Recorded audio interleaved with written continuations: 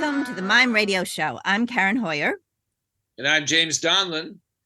And as I always say, behind us, behind these two images, is the darkness. But in the darkness is our producer, the guy who makes this all happen, Michael Diaz. And Mike, we're so indebted to you for helping us create this podcast. So what's on the menu today? Well, I'm very excited about this. Our guest I've known, well, first I knew about, and actually I saw him perform in probably 1973, maybe, or 4 in San Francisco, in Berkeley, California. And since that time, we've become friends and actually have collaborated in different ways over the years. So let me introduce you to the man who said this, quote, "If I've learned anything, it is that we must work to create a condition where the marvelous can happen. For the marvelous can happen in the most unexpected ways. Doing little or nothing guarantees little or nothing. Partake in the world, and much is possible." Leonard Pitt. Our guest today is a true Renaissance man. Designer, painter, architect, sculptor, actor, writer, master teacher, and of course, a mime. He has been at the center of San Francisco's cultural landscape for over 60 years. Leonard Pitt was born in Detroit, Michigan. After a short career in advertising design, he sailed to Europe, landed in Paris in January 1963, and stayed for 7 years. While there, he studied mime with Etienne Decroux, becoming one of his early assistants and performing in his company. Leonard returned to the United States in 1970 and settled in Berkeley, California, where he opened a school of physical theater, attracting students from around the world. His one-man shows received critical acclaim, bringing many invitations to perform and teach at theaters and festivals throughout the United States, Europe, Brazil, New Zealand, and Australia. He was also a member of George Coates' Performance Works and traveled widely with the company. In 1972, he traveled to Bali to study Balinese mass theater and carving, where he was invited by his teacher to perform with him in local village and temple festivals. Later, he co-founded Life on the Water, a contemporary theater in San Francisco, presenting new work. Next was Eco Rap, an environmental education program combining ecology and rap music as a way to educate inner city youth about urgent social issues. Leonard has written several books, among them 2 Walking Guides to Paris, one on the life of a 17th century Anglo-Irish healer, and his latest, a memoir, My Brain on Fire, Paris and Other Obsessions. I also might mention he is the co-founder of the Berkeley Chocolate Club, meeting monthly to critique the world of dark chocolate. So many chocolates, so little time, its mantra goes. In 2009, having been a colleague of Leonard for decades, Leonard and I joined together to open the first flying actor studio in San Francisco, offering a conservatory-style program in the art of physical theater. And with that, let's meet the man himself. Let's welcome in Leonard Pitt. Okay, there it gets working. Hey. Hey, hi, Leonard. Great to see you. Thank you. Leonard. You're in Switzerland, right? Is that right. In Europe somewhere. Where are you? I'm sitting in my garden behind my house. We're looking at my creation. I'm going to stand up. Ooh, standing up isn't what it used to be at my tender age. This is a cottage I built in 1996. When I had the idea to build this, I didn't know what I wanted it to look like, but I knew I wanted my structure. I knew what I wanted it to feel like. I wanted it to feel warm, soft, and delicious. And then I had to figure it out. What did that mean? And basically, I knew it needed a peaked roof, not a flat roof. And I had to break the straight line. So if you look at all the lines on the roof, around the windows, there's a slight curve. Nothing is perfectly straight. And if you kill the straight line, it softens it without being noticeable. And you show us the turret, like pan to your left. Other way. Other way. Oh, yeah, there we go. Yeah, that's the bathroom. So, ladies and gentlemen, this is Berkeley, California, in Leonard Pitt's backyard. Now we're going to walk into the house. The house is charming.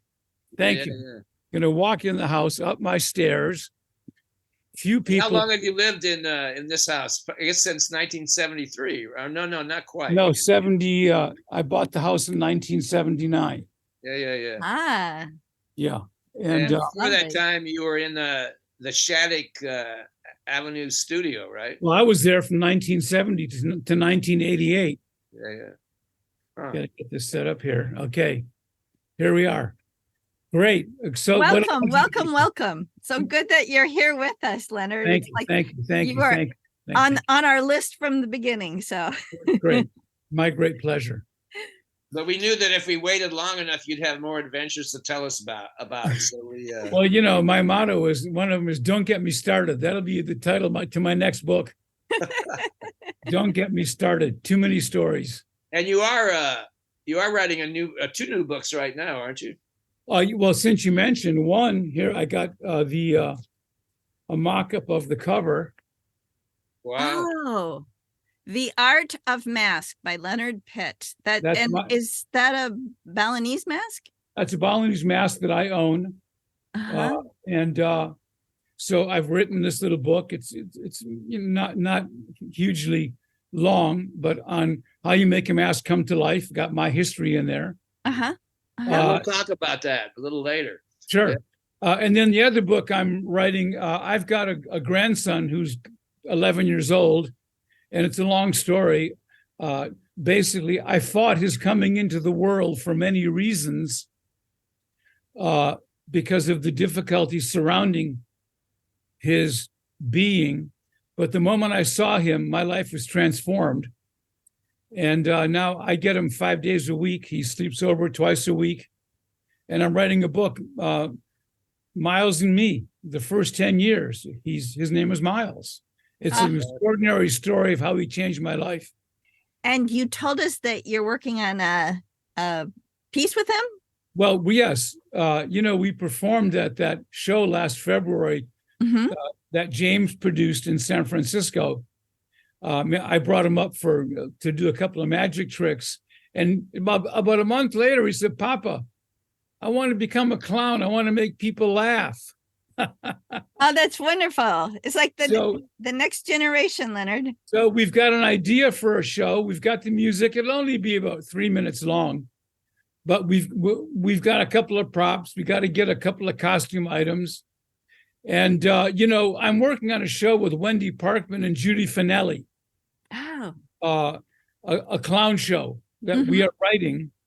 And Miles and I will be the opening for the show. Wow. Oh. And for those of you that don't know, Wendy Parkman Judy Finelli is one of the founders, if not the founder, of the Circus Center, right? And yeah. She was a world-class juggler in her youth, and then Wendy was a former original member of the Pickle Family Circus. Right. Yeah. Fantastic. Yeah. So we're doing this. Apart from the fact that you're still creating wonderful pieces, it's very inspiring for young people to know that the connections that you make when you're younger, they can last a long time, and you can continue to perform and create with people that have been in your lives for a long time. That's inspiring. Yes, absolutely. So we want to go back to the beginning, sort of. Okay.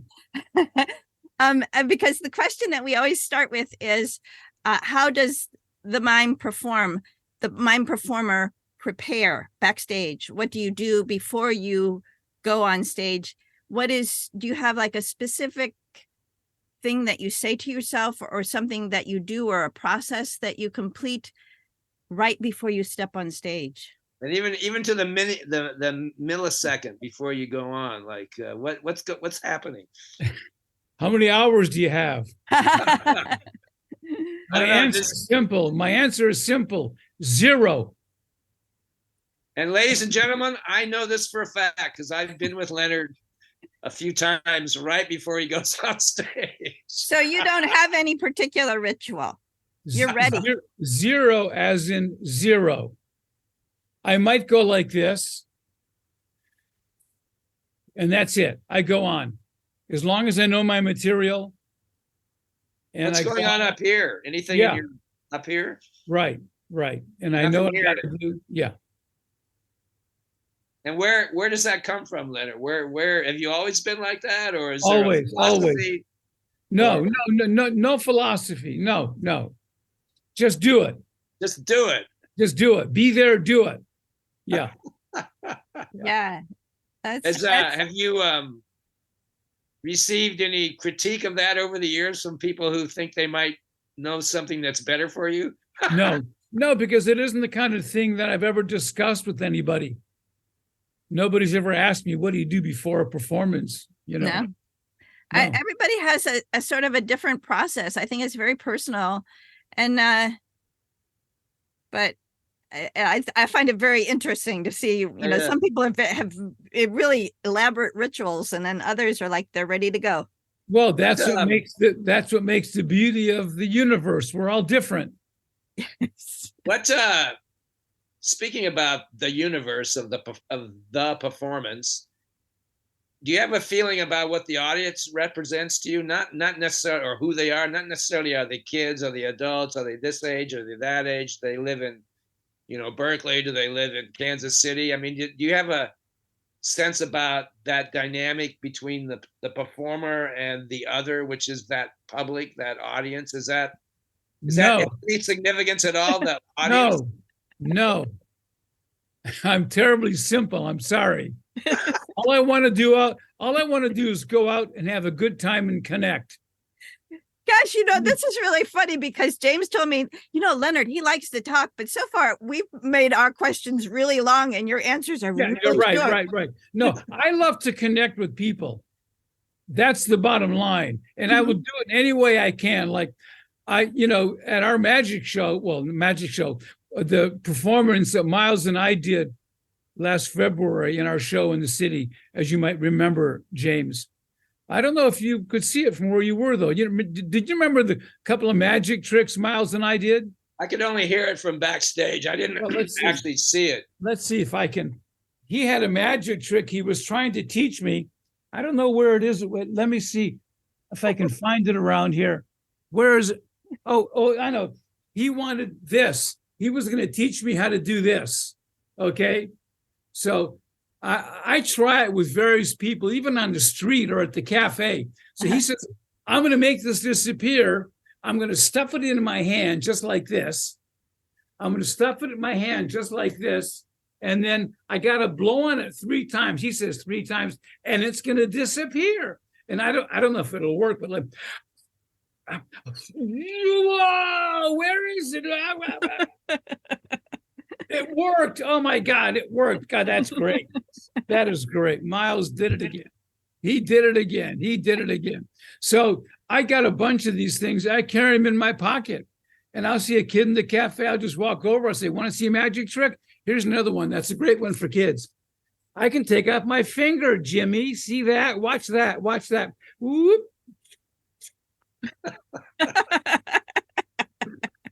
They love it. I should do kid parties. Tell us, Leonard, just briefly, tell us about the cafe, because I think that's an important, this particular cafe, I think it's an important part of your life, but also derivative of your past, having been in Europe. Where is this cafe you're talking about? And what is that a temple for you? Is that your church? What are we? Well, I lived in Paris for 7 years. When you're poor, you live in the cafe, because the French never invite people over to their house. They never, maybe they do now, but then no one ever did. And their places were shabby and dilapidated and small. So you met at the cafe. And I went to the cafe every day to meet friends. It became a way of life. When I moved here to Berkeley in 1970, great, there were cafes. I went to the cafe. So I got this cafe 2 minutes from my house. I've been going there for 40 years, 8 days a week. I get there about 8:30, and I'll stay for hours. I've written my books there. I meet people there. And it's a way of life. It's great to be in public and to be in community. I think isolation kills. It's terrible. Above all, as we get older, I'm 81 years old this year.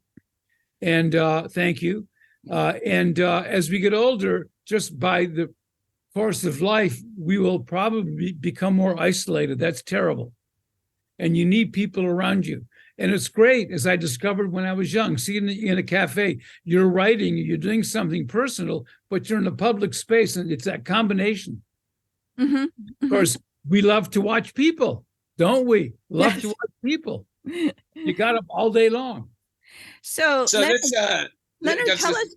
I'm sorry. Go ahead, Yeah, let me James. just finish off. So this connection you have for people, I think probably plays in your performance. In other words, when I asked you a few minutes ago what the public meant to you, what the audience meant to you, but it's really this interaction of this dynamic between people that is interesting to you and is magical for you, correct? Of course, you want to connect. That's the essence of life, connection. It's a form of intimacy. As I say, you can walk into Notre Dame Cathedral in Paris, and all of a sudden you become quiet because you feel a closeness to your surroundings. It's important where you are. And that's a kind of intimacy out of this huge, huge interior. Well, we feel that with people. We feel that with spaces. Your favorite armchair at home. And that's the one thing we all crave is intimacy in every form, not just physical intimacy, but intimacy in relations. Talking with someone. And that's what I like in a performance. I like make that connection. Make that connection. Yes. Yeah, it's very gratifying for the audience and for the performer to feel that back and forth. That is life.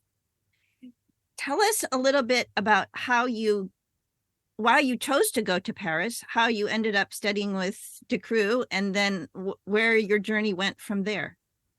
Well, I began in a career of advertising design, working for one of the world's biggest advertising agencies in Detroit as an apprentice. And I had a great career in front of me. I went to one of the finest art schools in the country in Los Angeles called the Art Center School. Got a job at this agency, and there I was. But once I got in there and saw how boring it was, utterly, utterly boring, I said, no. And I had been doing mime as a hobby. Why was it boring? Talk to me about why that didn't agree with you. Well, there was no creativity. You know what changed everything? The Beatles. The Beatles. When the Beatles hit, they were just a signature of a huge cultural change. Like when I went to Paris, I arrived there in January of 1963. I came back in 1965 to Detroit, to my family. I was surprised to see the entire visual of the city had changed. There was much more color, buses, signs, just everything was more lively. And the Beatles were part of that. It was a new take on things that brought a life to things and an interest. Mm-hmm. And in advertising, all of a sudden, it became much more creative. And had I started a couple of years later, I might have just stuck with it. But when I was doing it, you just did this and you did this, and they didn't want anything creative. So I said, come on. So I was so bored. I heard about this man named Etienne Ducreux. And I knew Leonard, just a minute, you said that you had been doing mime before that. What type I was doing white-faced pantomime in coffee houses in Detroit. I had a white face, red lips, black leotard, and I don't even remember what I did, but there was a coffee house. What the heck was it called? I got it. What would have been your first? I don't want to say role model particularly. Or influence. In order to be with the white face and the red, like what? Well, I saw Marceau. I saw Marceau on television when I was 12 years old. Like me. I was inspired, and then I just started doing it, and I did it in a couple of coffee houses, and then I heard that Ducreux was teaching in New York. I knew he was Marceau's teacher, and I had a 2-week vacation at my office from the ad agency. I said, I'm going to New York. I went to New York and I found Ducreux, and he was teaching in his apartment living room. If you can imagine the master in a little tiny living room in Midtown Manhattan. So I knocked on the door. Madame Ducreux answered, let me in. I sat down. I took classes. I didn't know what the heck he was talking about. He didn't speak. He never learned English. He was in America for 5 years. He never learned English. And people were translating. But I remember the very first day I'm sitting there. And this woman translates, and the crew gets up, is talking, and she says, the crew says, today's Monday. It's improvisation. Oh, okay, I'm sitting there. And then he looks at me and says, why don't you go? And she says, he wants you to get up and do something. I said, here I'm my first day. I'm supposed to improvise. I said, what do I do? She said, do whatever you want. So I didn't know what to do. And lucky for me, I picked a phrase of music to move to. The rump, the rump, the rump, da, da, da, da, rump. I forget who that is. Some Swedish or somebody. And then I just took off from there. Well, little did I know that rhythm was perfect in keeping with the crew's mime. And when I was done, he said it was better than he expected. Wow. That's all I needed. So I did the 2 weeks, and that was his last 2 weeks in America after 5 years. He went back to Europe. That was October. Do you remember what it cost to take that workshop in those years? No, I don't. That would be interesting. Now, was the crew, do you think the crew was expecting to maybe stay in USA for a long period of time? No, what was his motivation? You know, 5 years is pretty good. Yeah, you know. That's pretty good. I mean, he must have had some kind of motivation to see if he could make it. Well, you know, he taught in Texas for quite a while. I didn't know that. Really? Oh, yeah. And they wanted to set him up permanently there, and he didn't want to. Was that a university or someplace? Yeah, university. I forget exactly where. Tom Lebhart would know those details. Oh, yes, because he mentioned some film, and I was like, why is it from Texas? Yeah. Oh, well, that could be. Yeah. But at the end of my 2 weeks, he was going back to Paris. Oh, no, I was with him in August of 1962. Wow. So I go back to Detroit, go back to my job. He sailed back to Europe, goes to Paris. The following October, I gave up my job and I sailed to Europe. Now, of course, on the way, and this is a whole other story. And you literally sailed. You were on a boat. I sailed on the Queen Elizabeth I. To Southampton. And where did I go from there? It's good we've got like 3 hours to do this. I went to Ireland to do a favor for Stan Laurel. Oh, for heaven's sakes. Laurel and Hardy? Yes. I knew Stan Laurel. Wow. I sat in his living room with him on 3 occasions. In Hollywood, correct? No, in Santa Monica. Santa Monica, yeah, on Ocean Avenue, 849 Ocean Avenue. I mean, when I went to school out in LA, before I got that job in the ad agency, went to school in LA, I've been a fan of Laurel and Hardy all my life. I look him up in the phone book because I knew he was there. I knew he was alive. I look at him, and there he is. And me, too young to know fear, I was 19. I called him up. He answers the phone. I said, Mr. Laurel, I've been a fan of yours all my life. Can I come visit you? He said, sure. I'd have you over tomorrow. It's Friday, but the fights are on. He said, why don't you come Saturday morning, 10 o'clock? Saturday morning, I get to his place. Oh, my God. I don't want to go into the details, but he told me 2 fabulously interesting things. One about Charlie Chaplin and one about Jerry Lewis. You know, he came to America in 1910 in the Fred Carnell Pantomime Company with Charlie Chaplin. They were in the same company. And so here they come to America. They get very big. One day, he gets a package in the mail addressed to Charlie Chaplin. He goes, what? He calls Chaplin up on the phone. Come on over. Goes over, gives him the package. They spent the whole day reminiscing. Afterwards, Laurel called him many, many times, and Chaplin would never return his phone call. Really? Oh, dear. He was very sad. We're sitting on the couch. He's telling me this.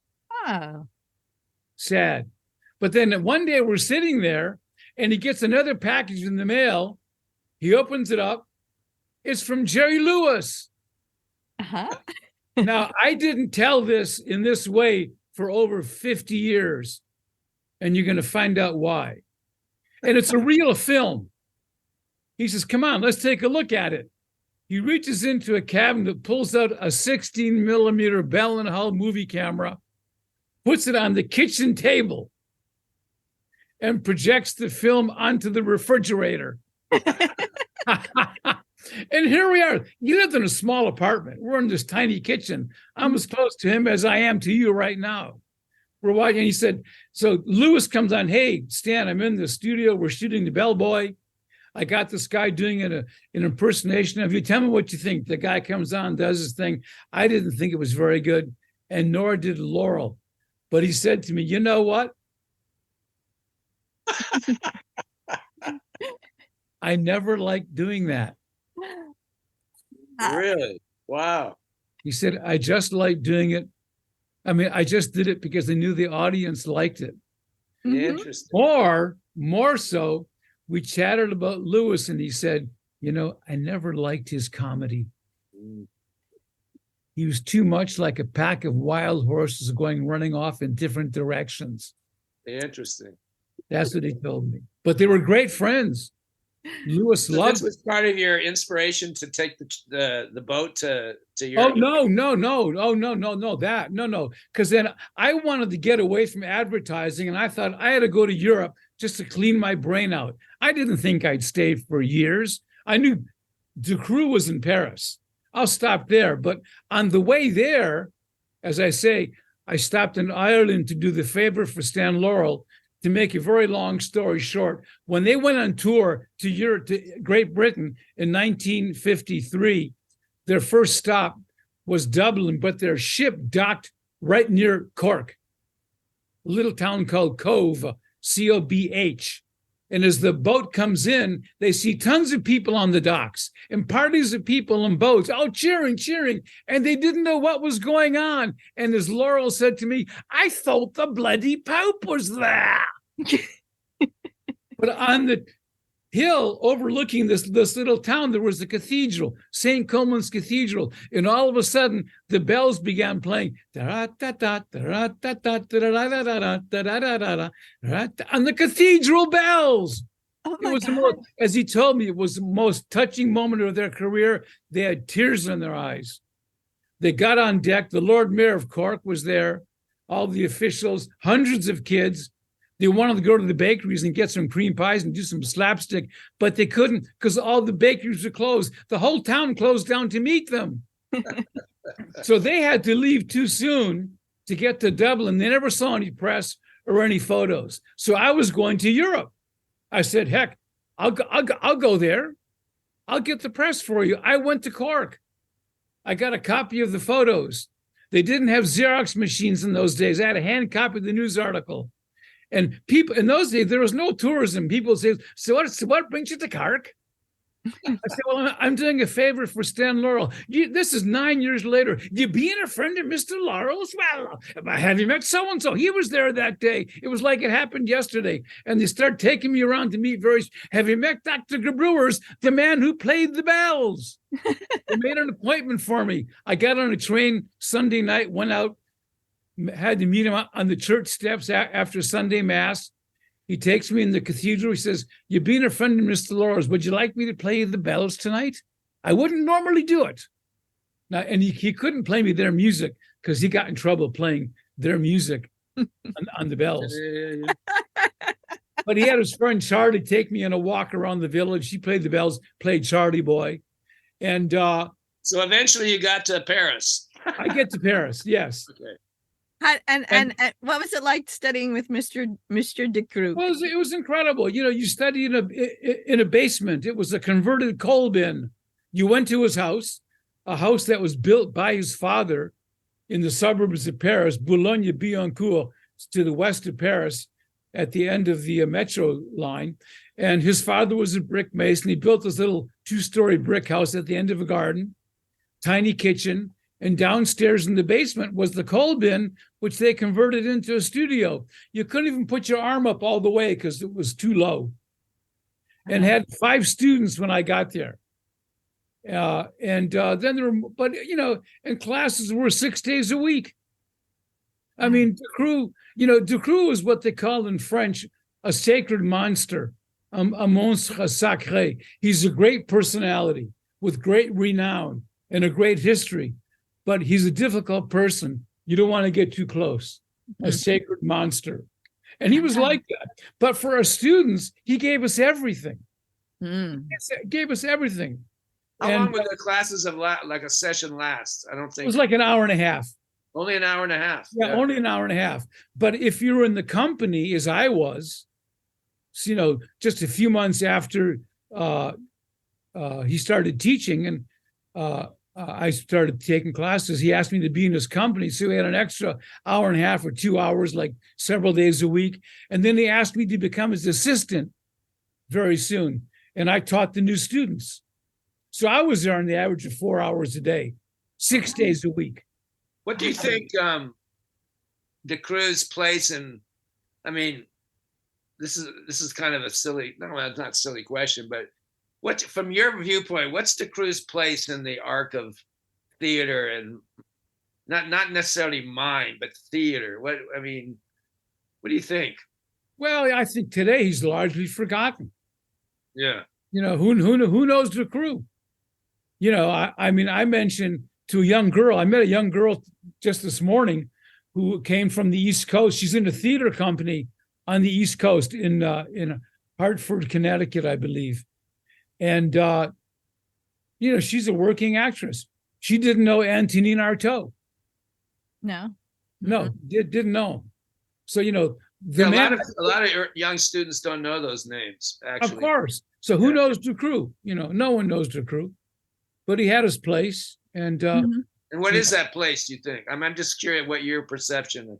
Well, he brought a certain variety of physical performance to the American stage. Like in many aspects of his body, it was a ballet body. He didn't like anything that was character driven, shoulders up, head, spine, no. The ballet body, long and sleek, shoulders down and back. But his movement was very grounded, and that was very different from anything going on in American or European stage movement. He always talked about being on the ground, and all of his movement had that quality to it. Did you find that was a shock to you? Were you expecting that at that time? No, I wasn't expecting. I went to his school expecting to do illusion pantomime. Right. That's what I was expecting. Even after spending those 2 weeks with him in New York, I thought in Paris, because I knew he was the teacher of Marceau, illusion. And I get there and I find all this abstract stuff, but I found it fascinating. I mean,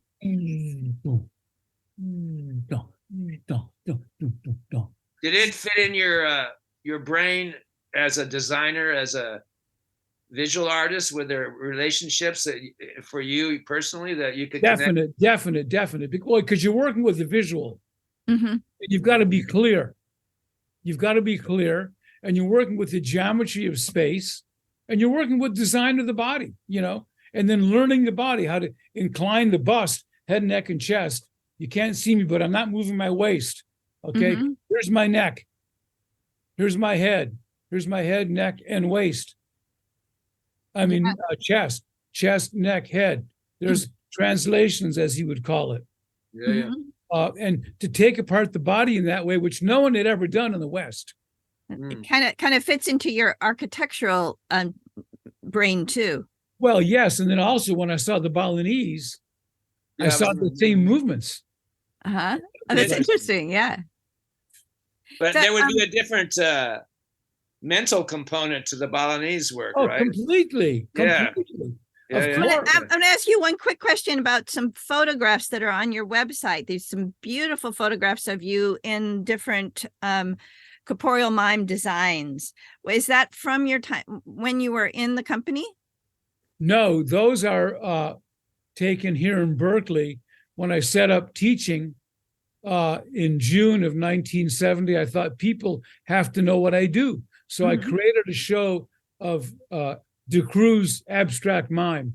I was just wearing a loincloth, nothing else. Yeah. I saw that performance. That's where I first saw Leonard in person. Yeah. What was the reaction to the American students to this that when you started to teach it? I got a lot of students right away. My studio was full, and it was great. You know, young people in those days were willing to try anything to stretch their mind and their imagination. And a lot of people who had no intention of really going into theater were just interested in doing mime because it was different and it was new. And it would be. They had to go somewhere. They had to actually walk somewhere. Or travel to do it. They couldn't look at a screen and get a taste of it. Of course. Yeah. So, you know, I did that, you know, and it was enormously exciting. Were you starting to create performances at that point too? Well, that's all. Yes, I was saying. So people had to know what I do. So I created this show called 3 Pieces, and it was 3 pieces of abstract mime. And I don't know, maybe it was 30, 45 minutes. I was on a stage alone. I had no music, no light cues, nothing, just a body on a stage in a loincloth doing abstract movement. And I did it a lot. I did it in San Francisco. I did it in Berkeley. And that's what that photo's from. Yeah. I think that's a quote that I remember reading. I'm not sure if I can get it exactly right, that DeCrew actually said that a person should be able to just stand on the stage with just their body and the audience will burst into applause because the body has so much potential for. Correct. Like you don't need lighting cues or music or everything. It's the. So wait, I gotta plug my computer in here. I gotta plug my. What happened? No, I went outside. When I was outside, I unplugged my computer. Oh, your battery. We don't want you to die. Okay, there we are. Okay, now Leonard, this period of time in France, you created some sculptures, correct?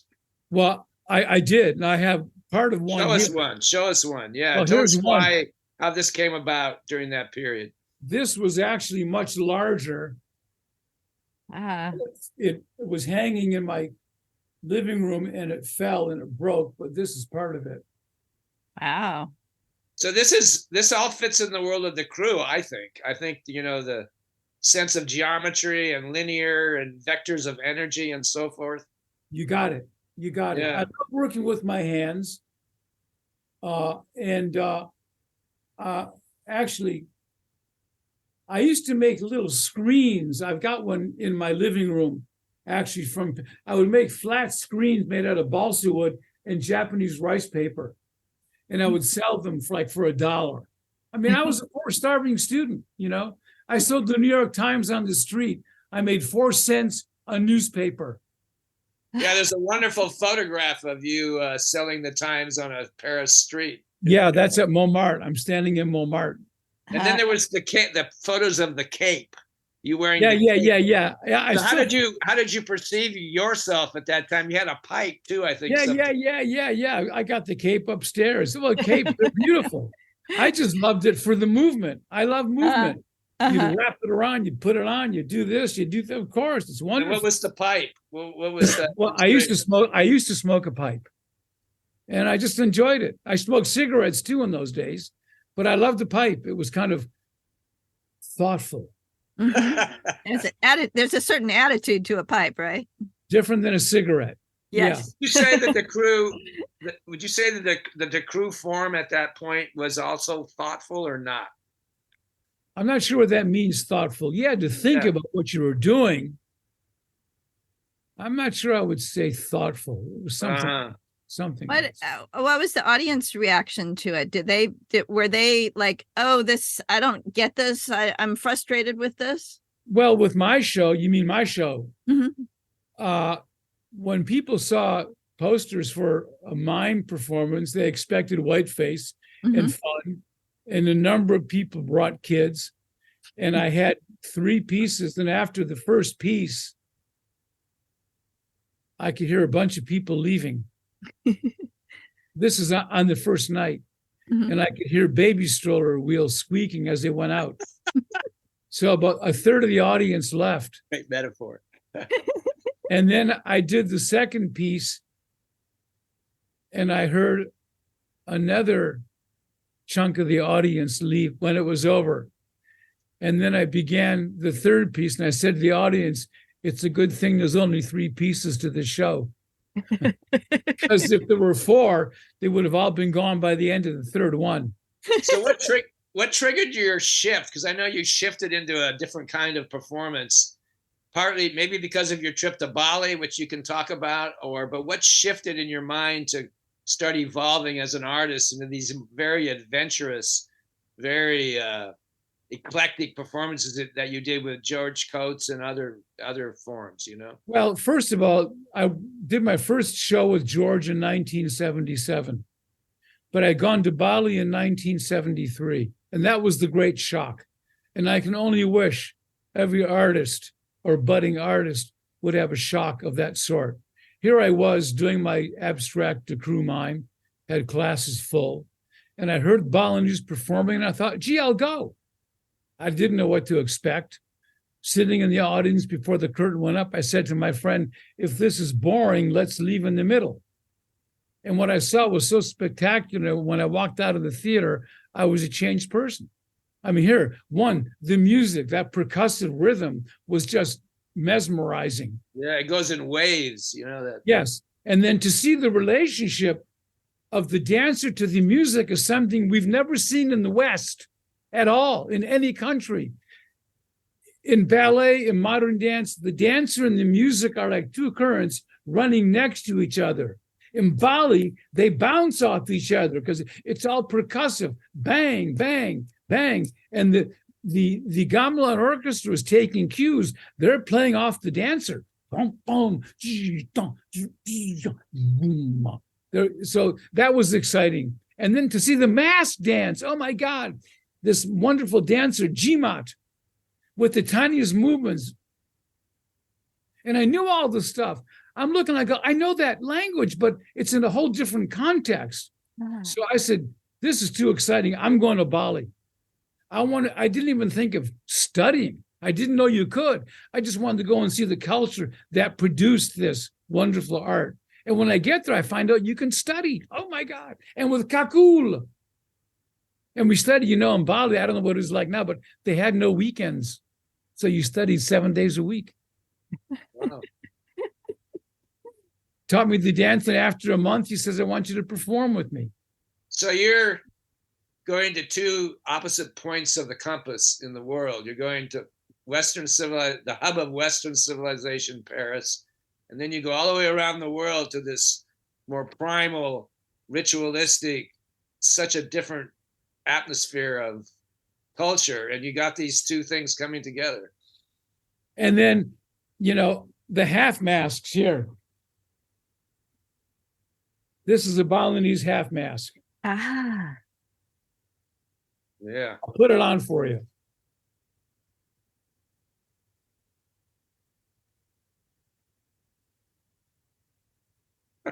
Oh my gosh. Oh. Oh.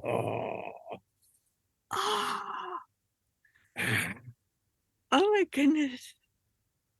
And the eyes are crucially important, aren't they? Of course. I write about that in my book. Yeah.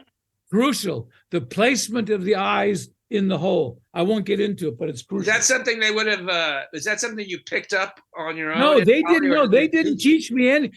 You just watch. Here. Where's here? Okay. I studied this mask, right? Mm-hmm. What's the name of that mask? Penisar. He's the prime minister. Right. He wanted to become a king, but he didn't make it, so he's angry. Okay. So, you've got your whole face. I've got that. Where is it? Here. Here it is. You see the holes on the back of the mask? Yes. Yeah, very small. That's all you can see. So you don't see much. Because the eyes are painted on, and you're looking out down below. Yeah. Oh my goodness, what a transformation. So And there's so much to talk about. There's a I don't want to call it a system, but there's a pattern and there's a way of being, a placement of the body and soul, and that you can almost understand objectively while you're in the character. Correct? You understand what I'm saying? No. You're not possessed by the mask, but there's a real consciousness of, like when I watch you work, there's a real consciousness of placement of the hands, placement of the head. Oh yeah. There's a map of how to get to the destination. Yeah. It's not necessarily about how you're feeling. There's this other thing that's involved with. My teacher Kakul, in doing that dance, he taught me all the specific moves to do for the dance. Right. It was very specific. But the half mask, see, when I left Bali and came back here, I brought a bunch of masks with me. A lot of them were half masks. Now, I did have an experience of dancing in Bali with a half mask, because I had a friend who was actually a student of mine who came to Bali. He also studied with Kakul. Kakul didn't ask him to dance in his company. He asked me. But Tom and I were invited by a village to dance for the village with their gamelan orchestra. This is in a day before electricity, before flush toilets. I mean, it was primitive, and they had kerosene lamps, lighting up so they asked us to perform. So Tom and I, what are we going to do? We had a bunch of half masks. We talked about, well, you come out, we'll do this. We planned something. We're going to use our voice. And I got out there, and 2 seconds into it, I go, wait a minute. No matter what I say, they're not going to understand. How am I going to connect with the audience? My jokes don't mean anything. So I had to be strongly visual and rhythmic and use my voice very musically. And that was my introduction to the voice. So when I came back to this country with all those Balinese masks and masks that I made, here's another one I made. Ah, wow. What's that made out of, Leonard? It's elastic. Yeah. Oh my goodness. Yeah. So this material is outlawed today. You can't use it anymore. Yeah, I know that. I have some of that. A toxic material. Yeah, right. Yeah. This is like 40 years old. Yeah. But it's interesting, Leonard, because the crew is a system, and the Balinese tradition is a system also, in terms of like the way you move, but then you can take that system and you can, like you just explained, improvise with that system underneath you, sort of. Of course. Yeah. Well, when I came back here and had all those masks, I turned my whole teaching around and based it on the mask. Oh. And then I had to figure out, how am I going to teach this? And what do you do with the mask? And how do you find the character? And then I began finding all this wonderful language. Like all of a sudden, as I say in my book, with the shoulders, they can be up, forward, back, and down. Mm-hmm. And the head can be forward or back.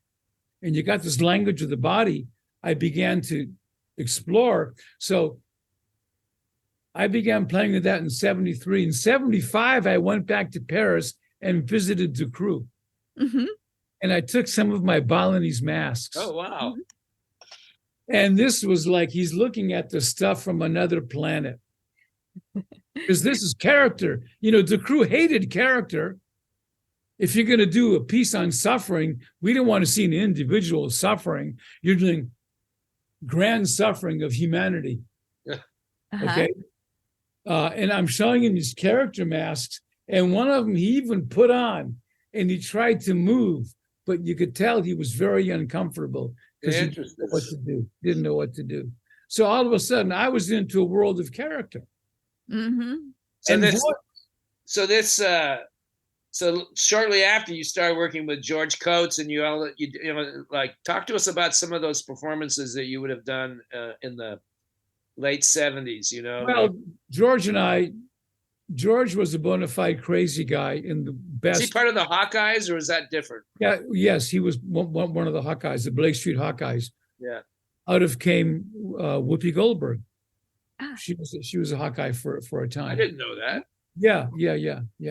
She lived in Berkeley. Yeah. But George and I put together a show called 2019 Blake. And we took the title because that was the address of the building where we created the piece. Was that sort of concrete wall? I think I saw that show in this. Was it a kind of an austere, kind of empty? Well, it was like, yeah, it was just a room with concrete walls and right, floor and. How would you characterize the piece, this piece that you started out creating? Was it it was nonlinear. Yeah. I did several shows with George and they're all nonlinear. There's no story. Mm-hmm. There's no motif that runs through it that you can identify. It's what was called in those days performance art. Mm-hmm. And it's what I call theater of transition. With George and I, and he had the eye for this much better than I did. You want to create an image. Maybe I've got a prop or just moving and create an image that resonates with the audience. And then after that image, we're going to create a new image. It might be totally different. I got a different prop, different costume item, but it's a transition from image one to image two that is crucial. Because if you create a really strong image and you go into the next image and the transition is weak, then you've got to start all over again. If you got a strong image and the transition is strong, you carry that energy into the next image and you're building on it and it's combining and it's getting stronger and stronger. And then you go into the next image and you carry that with you. It's really a transition. And we did this stuff. It was totally nonlinear. And I can't tell you the success we had. It's so interesting because I think actors or movement artists are familiar with the idea of creating an image, and then they say, well, I have this image, then image. How are we going to get from here to here? And that transitional part is like the last thing that they think of. Whereas that's like a very important part of. That's the blood of the performance. Yeah. So I'll tell you the success of the show. So George and I were in the studio for a month, 4 or 5 days a week. We created it together. Okay. We did 3 runs of that show, 1 in Berkeley and 2 in San Francisco. And the last run in San Francisco was in an old church. It was a series of midnight shows. And the last show on the last night had a waiting list of 100 people. So I did a 1:30 a.m. show for those 100 people. Fantastic. Do you think a show like that would play today with the same impact? Of course. And why aren't more people doing that, do you think? Because no one's as crazy as George. But you played a part in that too, correct? Well, I did, yeah. But George had me doing a lot of things I never would have done on my own. Because his imagination was much wilder than mine. We would say design, the crew, Bali, and George Coates were the influences at that time for you. Yeah. Absolutely. Yeah, sure. Oh, yeah, sure. Yeah. Of course. Yeah. I mean, George and I was pretty much a recluse. And on the 40th anniversary of 2019 Blake, I said, George, I bumped into him on the street. Let's do it again. But it never happened. Yeah. And so what would you say, given this body of work and its resonance for you, how would you just, like in a sentence or two, how would you describe what you did with that period of history, of theater history? Follow your imagination. Follow your imagination. Oh, yeah. Do you feel like you were like taking the audience on a journey with you, or what was that? How did you want to connect with the audience? Well, again, I did my work in the studio, creating something. I bring it to the audience, and I want to do everything I can to embrace them and to connect with them. That's all. Mm-hmm. I'm not thinking much of the audience when I'm in the studio working. Mm-hmm. We're just working, building a show. How They're just kind of antithetical. Many people, they're just like, oh, how am I going to do this so that people really like it or people really laugh or and they are really centered on how's the audience going to react, as opposed to this is in my head and I want to get it out there so that I can share it. Well, when I'm working with people, I coach a lot. Mm-hmm. And I'm doing private coaching now, one on Zoom and one in person. But I will look at someone working and I see the intention of what they want to express. Mm-hmm. And then I can see whether they're hitting it 100% or they're getting it 90%. So as a performer, I'm aware of my intention and I want to make sure that it comes across 100%. Yes. So that's just, and I hope my skill allows me to do that. Mm-hmm. In today's world of clown, theater clown is becoming a really big deal right now. There's workshops in clown everywhere. Mime, not so much. Of course, we all know that mime is reflected in many different styles and versions. It's not just the white face, which is the general public's viewpoint of it. But do you think the clown of today and the mime of today it has integrity, or is there something missing? Oh, I can't even say. I wouldn't know what to say. Yeah. And why I just see some people working and I go, oh, nah, he's doing it like this. It's got to be like this. Or he's doing it like this and it's got to be like that. And I could give specific examples, but I don't want to name names. But I find it very interesting. Well, and it's also one of the things that we were talking about with Tom Lebhart was the idea of study and intense study. I mean, the amount of time that you spent studying these different art forms, as opposed to now where people go to, a 3-hour workshop and then start performing. They don't have the depth of or discipline. Maybe that's a part of it too. I mean, in some ways, the world is moving too fast for an art to be studied properly. I don't know. I feel that. What do you think about that? Well, I would tend to agree. Yeah. Speed, I've written about this in my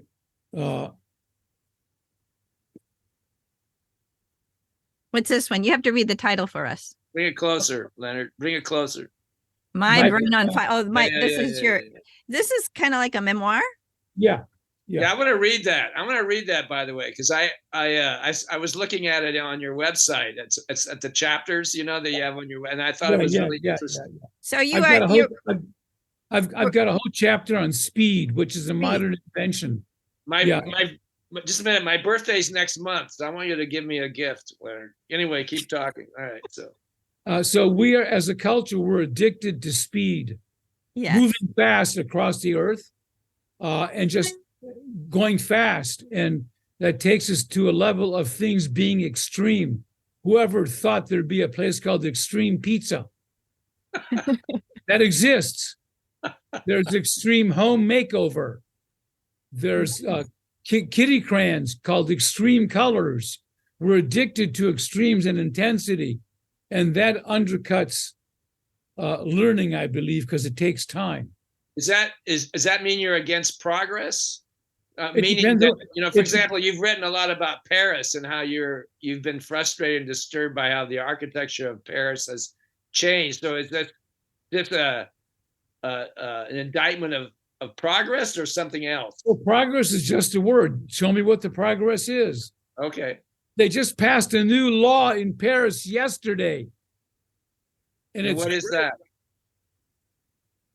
What is the law they passed? They've reestablished height limits on building in Paris. No more than 37 meters, which means 7 stories. They took apart that law some years ago so they could build skyscrapers, and they started to do it. And it's too bad I can't show you pictures of the most recent one done about a year ago. A huge excrescence of abnormality. And now they just passed this law reestablishing height limits. So that's progress. So you say progress is just a word. In Paris, a lot of the city fathers and mothers They think Paris is old-fashioned. Can you believe it? And that's why they'll do modern anywhere they can get away with it. If they can't do it big, then they'll do it small. Sure. But don't get me started. So, well, I'll get you a little bit started. Maybe we'll go around the block. So this idea of speed, things moving too fast, does that, in the arts too, does that hinder our understanding of the foundations of these things? Like I'm saying, like, where does the criticism of progress become a fault rather than an acceptance of change and transformation? You know what I'm saying? That's too complicated. That's too complicated. You got me. All I want is things that are alive and that connect people. Okay. And if you're going too fast, you won't be able to connect. Yeah. And if wait, hold it. Underline that. Because that is true. Yeah. Karen, it's getting warm in here. What's going on? Well, drink some water. Are you hot? I'm trying. What's going on? Yeah. Is it like, wait, is it the fire? Oh my gosh. Put it out. You feel that, Leonard? Is it getting hot? Oh, need some water. Oh my gosh. Whoa. Whoa. Leonard, it's that time in the program where we have to do rapid fire. Yep. It's your turn, Leonard. I don't know if you know about this, but James calls out some terms or words, and we want you to, without thinking, react verbally or physically to these words. So word association game, okay? Oh man. Are you ready? Some good ones, James. What? He's ready. Give him some good ones. I got some good ones. Okay, so just off the top of your head, we want you to react to these things any way you want, okay? All right. Very good. Bravo. So we're going to have to say here that, ladies and gentlemen, if you want to see the wonderful reactions that Leonard was doing, you have to look at the video. Recording of this on our website, mimeradioshow.com, because on Spotify, you're not going to be able to take advantage of this. So, yeah, that was a beautiful performance. You have a most amazing face. Thank you. Yeah. Leonard, as we get older, how do we adapt?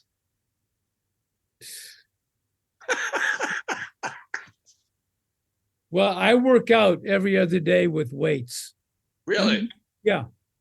And stretching, and watch my diet. And I don't walk as much as I should because my friend's out of town, but got to keep moving. And being around young people is great. Yeah. And on top of that, I always say, be open. Keep your mind open. Keep your mind open. I'll tell you very briefly, the book I wrote about the Irish healer. Yeah. Which I have around here somewhere. I spent 8 years researching the life of the Irish healer and wrote a book about him.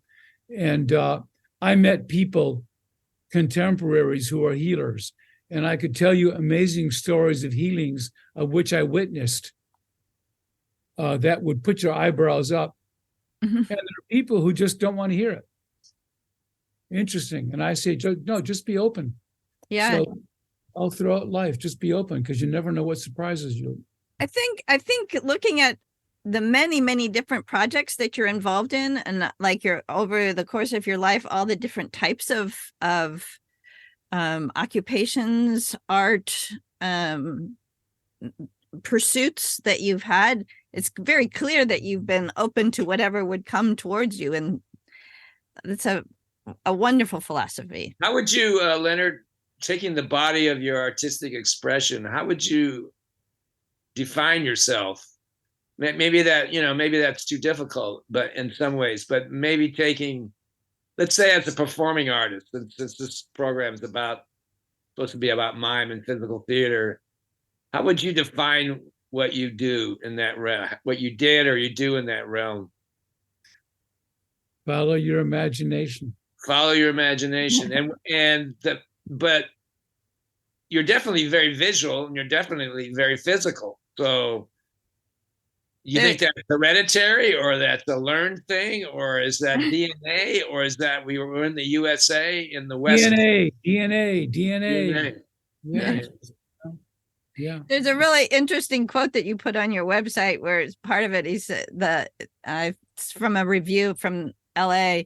It says something, he speaks sometimes, therefore he cannot be a mime, which, I know James and I have a much wider definition of mime than some newspaper writers write, but it was definitely a writer that was trying to define what you do. Of course, yes. So the openness, the imagination, the hunger for connection, and the belief in the integrity of connection, I think that probably drives you, correct? Absolutely. Anything you do, even to the chocolate club, correct? Absolutely. The chocolate club happened by accident. My research into the Irish healer happened by complete accident. And I just followed it. I mean, to be very brief, my research on the Irish healer happened from a footnote I read in the book that mentioned his name and got me interested. I went, what?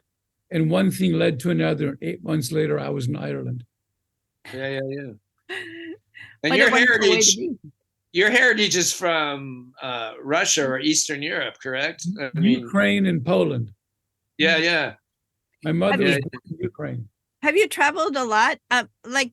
Where in the world is the favorite place that you went that your performing took you? Oh gosh, it's hard to say. With George Coates, we performed in Alhambra, Spain. That was great. Yeah. How so? Why was it great? Well, it's a beautiful city. Beautiful city. The stage was weird. It was very raked like this, and we had a big object on the stage on wheels. So that was crazy. But I loved Alhambra. And again, I love urban settings that have an intimacy to them. To get back to that. And Alhambra has that in spades, as many old places do. What's your favorite, different cultures have sort of different ways of reacting to performing. Where was the best sort of connection with the audience? I can't say. As long as they're connecting to you. Doesn't matter. Of course. No. It's not a culture. How do you think audiences have changed, Leonard, over the years? Oh, I've not performed enough in the last years to really say, but, so I can't say, like when we performed, we had good audiences. They seemed to appreciate what we like, and performances differ. You do one show and the audience likes it this way, and another show, the audience likes it that way. I really can't say. Yeah, I'm not sure audiences are as patient as they used to be. Okay. Maybe because things are moving so fast, like we talked about. That would make sense. That would make sense. Yes. Yeah. Yes. So, go ahead, Karen. No, I was just going to ask our favorite crowning question I was going to ask you if you had any disaster stories about yes, in your performance experience. The eco rap is a very interesting. We haven't talked about that. Your eco rap project. Yeah, tell us about that. For a few years, and then it seems you burned out on that, or you needed to take a break from that, from what I've read. But can you talk about that? Well, it was very simple. I had an idea. You had with that? Yeah, I had an idea of. I directed a show for the Pickle Family Circus, and I had a rap group in there, and they were all African American rapping. I thought, gee, that's interesting. And then I got the idea to take kids from, underserved communities and put them on a bus with an ecologist, take them around their neighborhood and show them where all the poisons are, because the ecological situation in those neighborhoods is far worse than in many other neighborhoods. They're disadvantaged, and then have them write a rap about it. And that's what we did. I picked 4 neighborhoods in the Bay Area where you had seriously disadvantaged youth who were rappers. put them on a bus with a trained environmentalist, show them the waters with the poison, the smokestacks with the poison, blah, blah, blah. And they wrote a rap, and then we put on a concert, a public concert, free to the public, where they could perform. And it was phenomenal. The reaction was phenomenal. And I did that for 5 years. We did 3 big festivals. And then we had one group which we sent 10 kids to a big rap festival in Stuttgart, Germany. These are kids who are having a tough time living on the streets of the Bay Area here, San Francisco and Oakland. And they're on an airplane going to Germany. That turned their life around. Really amazing. Wow. Yeah. That's amazing. And then we brought rappers from Germany over here who were rapping about social issues. One of those rappers from Germany is now one of the biggest rappers in the country. So it was getting young kids with something to say, but with no way to say it. We gave them a voice. Yeah. And how does one move on from that? Like, that seems like a very consummate experience, incredible energy you have to invest. It's very emotional. And how does one move on from that? Like, which you did after 5 years. What was the trigger that? Well, because a lot of people gave me criticism because I was a white guy doing things for the community of color. Yeah. And I heard from various people, Lenny, you got to give it back to the community. Here, I was working for practically nothing, working off inspiration, giving a voice to kids, getting them on a stage in a big space, public space outside in San Francisco, getting a media. It was great. So was that disappointing to you? Was it very complex? And well, people just they said give back. So I gave it back to the community, and then it sank. The community couldn't do it because no one was as crazy as me. And I had a partner also, Michael Freed. Yeah. We're together. Yeah. We're 2 crazy guys. So then it sank afterwards, and it was too bad because it was great. It sounds like a wonderful program that you created. Yeah. What advice would you give to younger people today in terms of pursuing an arts career or a physical theater career? What would you say to them today? Well, find your master. Find your master. Find the person you want to work with. Stick with it. Put your digital phone down. I talk to Miles about that all the time. It's like drinking Coca-Cola 24 hours a day. It tastes great, but it's bad for your health. Yeah. So in carefully dosed measure, it can be all right. Slow down, but find your teacher and take it in. Do you feel being an older artist here, like all of us here, well, you and I are older than Karen, but that's okay. do you feel that this advice that one might give, it's going to go on deaf ears more, or has that always been the case with ancient advice by the elders? I mean, how do we get through to the younger generation? I never got advice from elders. That's my point. How do we? I mean, do we count anymore? I don't think elders ever counted. It's all happenstance. I saw Marcel Marceau and Laurel Hardy. They were my elders, and it was by happenstance. They didn't come to me and say, "Watch us." I just happened to have the opportunity to watch them, and they inspired me. So, what should we do as elders? What should we do to be healthy? All we can do is be out there. Like, I tutor at a school once a week here in a little town 20 minutes from here. Miles is a student there. I work with 3rd graders. I go out there every day, and I got a magic trick. And I got a different magic trick. And they call me Magic Man. So the one you saw with that disappearing thing, that was one. Here's another one I got. See this? Yeah. Put this in here. Okay, I got to get this in here. See it go through? See it go through? Yeah. Through. And then bang, bang, up. How'd that happen? They go, wow. So I'm Magic Man. Kids love me. Just be there. And then you Yeah. talk to them. And they take on who you are, whatever wholeness, whatever goodness, whatever connection. And you will there ever be a time to stop, do you think? No, of course not. Artists? No, Artists no, never I don't stop? think so. I think he's going to go on forever. Of That's course. a great philosophy. It's a great, Well, you know, great feeling. my life motto, find your inner maniac. All the fun goes to the obsessed. That's a great for us, great finale. That little, say it again. Say it again, Leonard. Find your inner maniac. All the fun goes to the obsessed. That's why my book is called My Brain on Fire, Paris, and Other Obsessions. I follow Ask him the last question, Karen. Ask him the last question. Okay. Leonard, what do you want to be when you grow up? When I figure it out, I'll let you know. Bravo. Thank you so much, Leonard. It's been a wonderful conversation. Yeah, thank you. Thank you very much. My great pleasure. Thank you. My radio show, ladies and gentlemen, Leonard Pitt. Thank you, Leonard.